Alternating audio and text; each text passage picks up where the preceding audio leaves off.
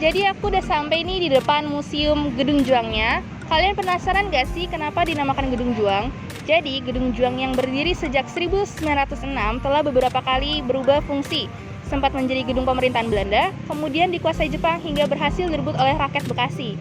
Perjuangan merebut itu yang membuat gedung berarsitektur neo-klasik ini dinamakan Gedung Juang. Jadi kalian tunggu apa lagi? Langsung aja yuk kita masuk ke dalam museumnya.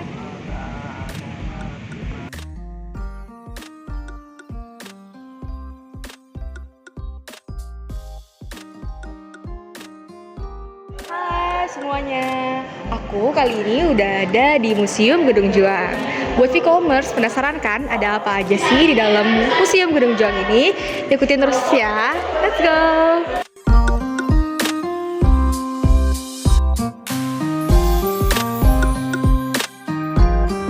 Pada 10 November 1945, pasukan Indonesia berhasil merebut gedung yang saat itu merupakan kantor pemerintahan Belanda di Bekasi. Gedung tersebut kemudian dikenal sebagai Gedung Juang 45 Bekasi. Peristiwa ini terjadi selama periode awal perjuangan kemerdekaan Indonesia setelah proklamasi kemerdekaan pada tanggal 17 Agustus 1945. Gedung Juang 45 Bekasi menjadi simbol perlawanan rakyat Indonesia terhadap penjajahan Belanda. Selama pertempuran untuk merebut gedung ini, banyak pejuang kemerdekaan yang berjuang dengan gigih untuk mengusir penjajah. Gedung ini kemudian diabadikan sebagai tempat yang menyimpan nilai sejarah perjuangan dan kemerdekaan Indonesia. Setelah kemerdekaan Indonesia, Gedung Juang 45 di Bekasi menjadi bagian dari warisan sejarah nasional. Gedung ini kemudian dijadikan museum untuk memperingati perjuangan dan menghormati para pahlawan yang berjuang di sana. Museum Gedung Juang 45 Bekasi berisi koleksi artefak, foto, dan dokumentasi yang menggambarkan peristiwa bersejarah selama masa perjuangan kemerdekaan. Melalui museum ini, generasi penerus diharapkan dapat memahami dan menghargai perjuangan para pahlawan dalam mencapai kemerdekaan Indonesia.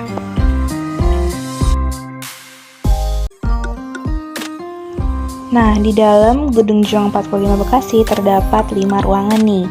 Yang pertama ada Hall of Fame. Hall of Fame itu berisi ruangan tentang ringkasan profil para bupati dan PLT Bupati Bekasi sejak 1947 hingga saat ini. Hal ini terdapat smart table yang berfungsi sebagai media pengunjung untuk menunjuk profil-profil Bupati Bekasi dari KH Noer Ali hingga Eka Supriya Atmaja SH. Cara mengoperasikannya adalah dengan menyentuh tanda explore. Selanjutnya ada ruangan hal masa prasejarah. Hal yang mendeskripsikan Bekasi pada masa prasejarah mulai dari Kerajaan Buni pada tahun 1000 hingga 500 Masehi. Terdapat fosil dan artefak serta replika fosil manusia Buni. Smart table juga terdapat di hal ini loh, yang secara khusus menceritakan kaitan Bekasi dengan Kerajaan Buni.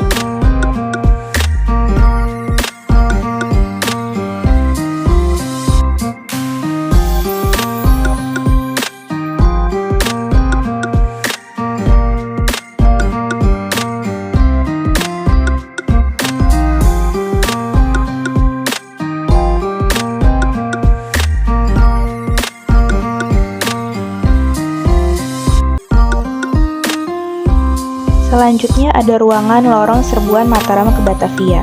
Ruangan ini mengilustrasikan serbuan Mataram ke Batavia yang menceritakan perobekan bagian biru pada bendera Belanda. Terdapat juga ringkasan cerita Bekasi yang masih termasuk ke dalam wilayah kekuasaan Kerajaan Sumedang Larang dan peta penyerangan di Pati Ukur.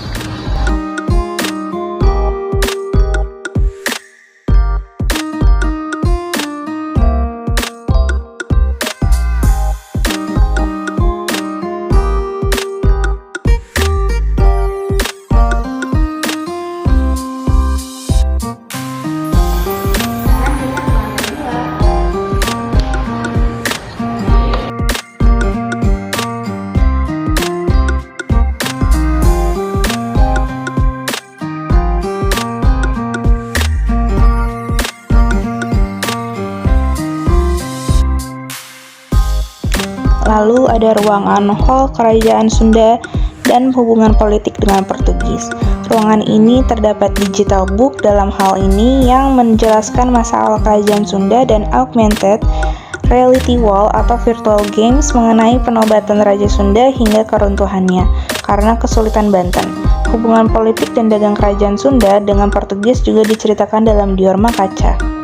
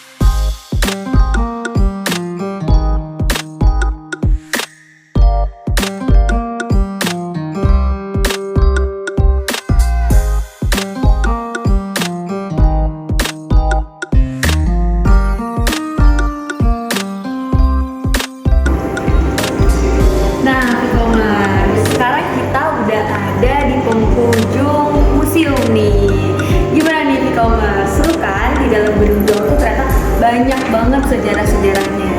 Ada apa aja sih? Tadi tuh ada Hall of Fame, ada hall masa prasejarah, ada hall masa kerajaan Tarumanegara, ada lorong Sebun Mataram Batavia, ada hall kerajaan Sunda, dan hubungan politik dengan Portugis. Ada juga perkembangan sosial budaya di Bekasi ini. Seru banget kan, e-commerce? Banyak banget sejarah-sejarah yang menarik nih. Pasti e-commerce sudah pada tertarik kan mau kesini.